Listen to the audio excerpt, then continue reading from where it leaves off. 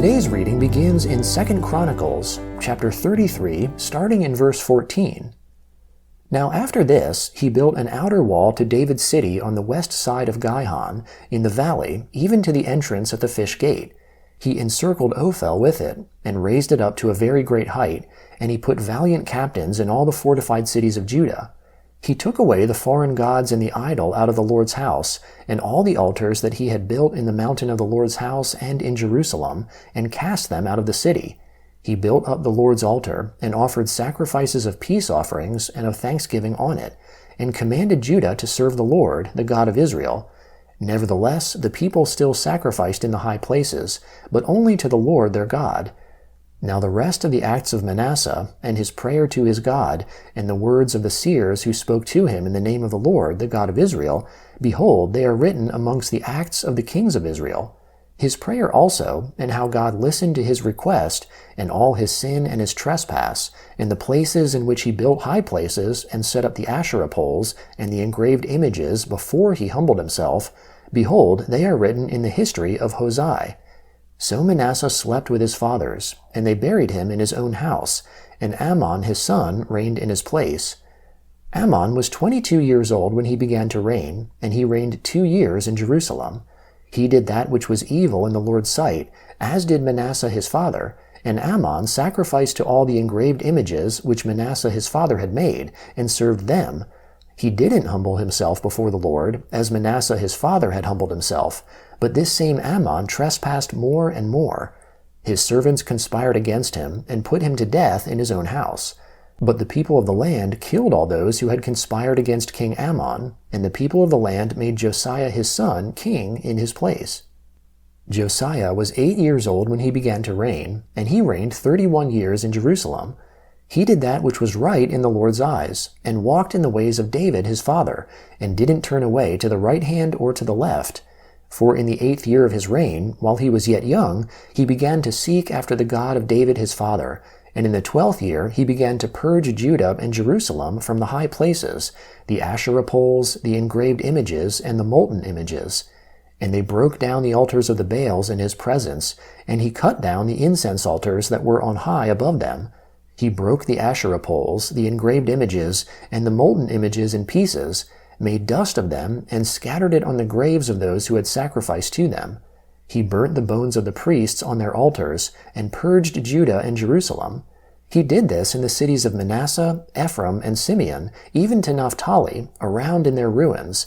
He broke down the altars, beat the Asherah poles and the engraved images into powder, and cut down all the incense altars throughout all the land of Israel, then returned to Jerusalem. Now in the 18th year of his reign, when he had purged the land and the house, he sent Shaphan the son of Azaliah, Maaseiah the governor of the city, and Joah the son of Joahaz the recorder, to repair the house of the Lord his God. They came to Hilkiah the high priest, and delivered the money that was brought into God's house, which the Levites, the keepers of the threshold, had gathered from the hands of Manasseh, Ephraim, of all the remnant of Israel, of all Judah and Benjamin, and of the inhabitants of Jerusalem. They delivered it into the hands of the workmen who had the oversight of the Lord's house, and the workmen who labored in the Lord's house gave it to mend and repair the house. They gave it to the carpenters and to the builders to buy cut stone and timber for couplings, and to make beams for the houses which the kings of Judah had destroyed. The men did the work faithfully. Their overseers were Jahath and Obadiah the Levites, of the sons of Merari, and Zechariah and Meshullam, of the sons of the Kohathites, to give direction, and others of the Levites, who were all skillful with musical instruments. Also they were over the bearers of burdens, and directed all who did the work in every kind of service. Of the Levites there were scribes, officials, and gatekeepers. When they brought out the money that was brought into the Lord's house, Hilkiah the priest found the book of the Lord's law given by Moses. Hilkiah answered Shaphan the scribe, "I have found the book of the law in the Lord's house." So Hilkiah delivered the book to Shaphan. Shaphan carried the book to the king, and moreover brought back word to the king, saying, "All that was committed to your servants they are doing. They have emptied out the money that was found in the Lord's house, and have delivered it into the hand of the overseers and into the hand of the workmen." Shaphan the scribe told the king, saying, "Hilkiah the priest has delivered me a book." Shaphan read from it to the king. When the king had heard the words of the law, he tore his clothes.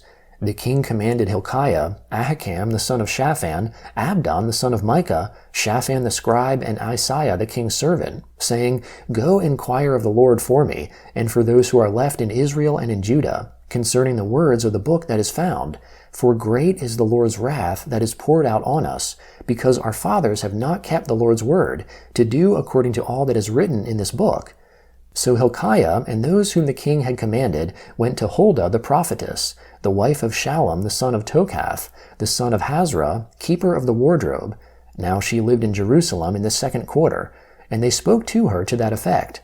She said to them, The Lord, the God of Israel, says, Tell the man who sent you to me, The Lord says, Behold, I will bring evil on this place and on its inhabitants, even all the curses that are written in the book which they have read before the king of Judah, because they have forsaken me and have burnt incense to other gods, that they might provoke me to anger with all the works of their hands. Therefore my wrath is poured out on this place, and it will not be quenched. But to the king of Judah, who sent you to inquire of the Lord, you shall tell him this, The Lord, the God of Israel, says, About the words which you have heard, because your heart was tender, and you humbled yourself before God when you heard his words against this place and against its inhabitants, and have humbled yourself before me, and have torn your clothes, and wept before me, I also have heard you, says the Lord. Behold, I will gather you to your fathers, and you will be gathered to your grave in peace. Your eyes won't see all the evil that I will bring on this place and on its inhabitants. They brought back this message to the king. Then the king sent and gathered together all the elders of Judah and Jerusalem. The king went up to the Lord's house with all the men of Judah and the inhabitants of Jerusalem, the priests, the Levites, and all the people, both great and small, and he read in their hearing all the words of the book of the covenant that was found in the Lord's house. The king stood in his place and made a covenant before the Lord to walk after the Lord and to keep his commandments, his testimonies, and his statutes with all his heart and with all his soul, to perform the words of the covenant that were written in this book. He caused all who were found in Jerusalem and Benjamin to stand. The inhabitants of Jerusalem did according to the covenant of God, the God of their fathers. Josiah took away all the abominations out of the countries that belonged to the children of Israel, and made all who were found in Israel to serve, even to serve the Lord their God.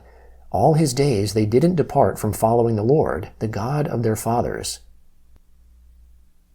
The letter of Paul to the Romans, chapter 16, starting in verse 10. Greet Apelles, the approved in Christ. Greet those who are of the household of Aristobulus. Greet Herodion, my kinsman. Greet them of the household of Narcissus, who are in the Lord.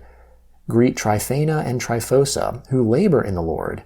Greet Persis, the beloved, who labored much in the Lord. Greet Rufus, the chosen in the Lord, and his mother and mine. Greet Asyncritus, Phlegon, Hermes, Patrobas, Hermas, and the brothers who are with them. Greet Philologus and Julia, Nereus and his sister, and Olympus, and all the saints who are with them. Greet one another with a holy kiss. The assemblies of Christ greet you. Now I beg you, brothers, look out for those who are causing the divisions and occasions of stumbling, contrary to the doctrine which you learnt, and turn away from them. For those who are such don't serve our Lord Jesus Christ, but their own belly, and by their smooth and flattering speech they deceive the hearts of the innocent. For your obedience has become known to all. I rejoice therefore over you, but I desire to have you wise in that which is good, but innocent in that which is evil. And the God of peace will quickly crush Satan under your feet. The grace of our Lord Jesus Christ be with you. Timothy, my fellow worker, greets you, as do Lucius, Jason, and Sosipater, my relatives. I, Tertius, who write the letter, greet you in the Lord. Gaius, my host and host of the whole assembly, greets you. Erastus, the treasurer of the city, greets you, as does Quartus, the brother. The grace of our Lord Jesus Christ be with you all. Amen. Psalm 26, starting in verse 1. Judge me, Lord, for I have walked in my integrity. I have trusted also in the Lord without wavering. Examine me, Lord, and prove me. Try my heart and my mind. For your loving kindness is before my eyes. I have walked in your truth. I have not sat with deceitful men, neither will I go in with hypocrites. I hate the assembly of evildoers, and will not sit with the wicked. I will wash my hands in innocence. So I will go about your altar, Lord, that I may make the voice of thanksgiving to be heard, and tell of all your wondrous deeds. Lord, I love the habitation of your house, the place where your glory dwells. Don't gather my soul with sinners, nor my life with bloodthirsty men, in whose hands is wickedness, their right hand is full of bribes. But as for me, I will walk in my integrity.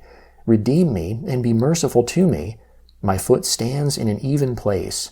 In the congregations I will bless the Lord. Proverbs chapter 20, verse 19. He who goes about as a talebearer reveals secrets. Therefore, don't keep company with him who opens wide his lips.